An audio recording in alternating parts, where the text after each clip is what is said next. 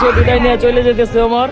গাজীপুর ছাড়া বাকি 63 জেলায় ওমর ভয়। শেষ পর্যন্ত ধসা বিল্লা ভাইয়ের ভয়তে কিন্তু ওমর দেশ ছেড়ে চলে যাচ্ছে। বিল্লা ভাই কিন্তু 63 জেলা থেকে ওমরকে বয়কট করে দিচ্ছে। জেলায় ওমর বয়কট। আমি কখনোই মানবো না।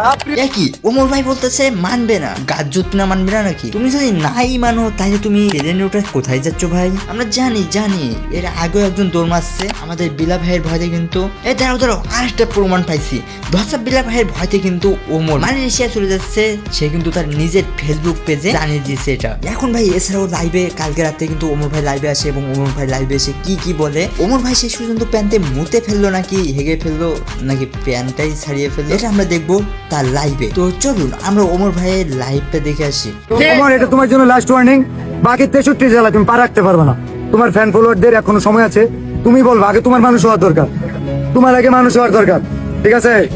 আগে তোমার মানুষ হওয়ার দরকার। আমি 24 ঘন্টা সময় দিলাম, না হলে বাকি 63 জেলায় ওমর বয়কট।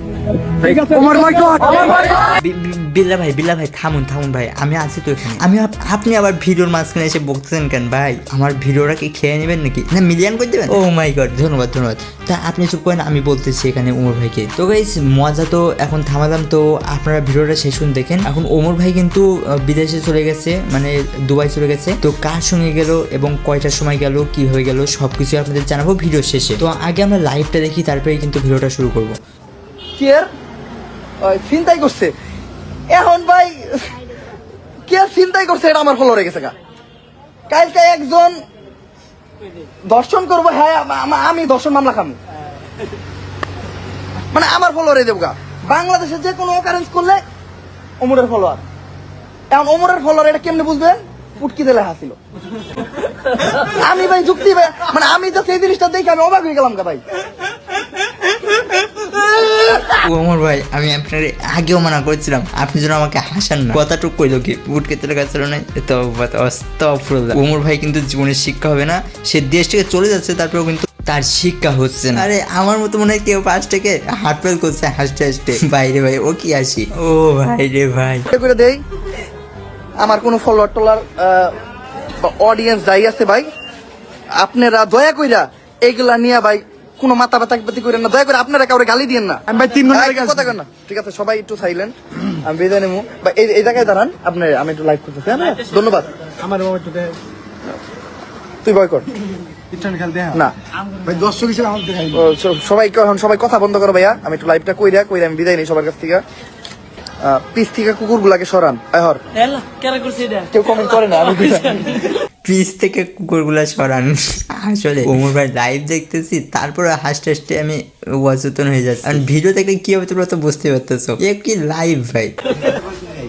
আমার বিয়ে আমি জানি না, এর বাংলা কথা এটা। ওই যার বিয়ে তার খবর নেই, পারাবর্ষীর ঘুম নাই, বিষয়টা এমন হয়েছে।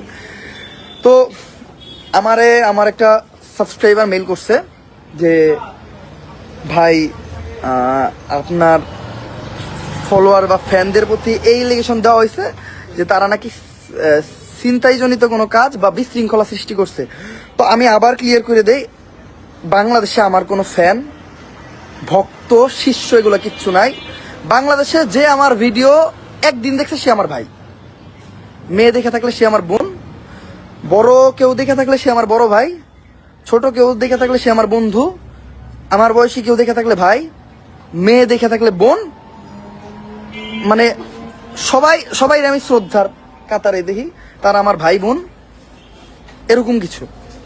তো আমার 64 জেলায় কোনো ভক্ত ফলোয়ার ফ্যান এগুলা নাই ভাই। আমি একটা কন্টেন্ট ক্রিয়েটর, সাধারণ কন্টেন্ট ক্রিয়েটর, আমি একজন ছোট কন্টেন্ট ক্রিয়েটর। আমার 64 জেলায় যদি কোথাও কোনো কিছু থাইকা থাকে সেটা হলো আমার ভাই বা সাবস্ক্রাইবার ফলোয়ার, এগুলাও বলতে পারেন। এটা হলো জাস্ট ইউটিউব কাউন্টিং এর বা এগুলা কাউন্টিং এর ক্ষেত্রে। আর আমার সাবস্ক্রাইবার ফলোয়ার বা আমার যে ভাইয়েরা আছে আলহামদুলিল্লাহ, এরা সবাই মনে করেন স্কুল কলেজে পড়ালেখা করে, কেউ মাদ্রাসায় পড়ালেখা করে, কেউ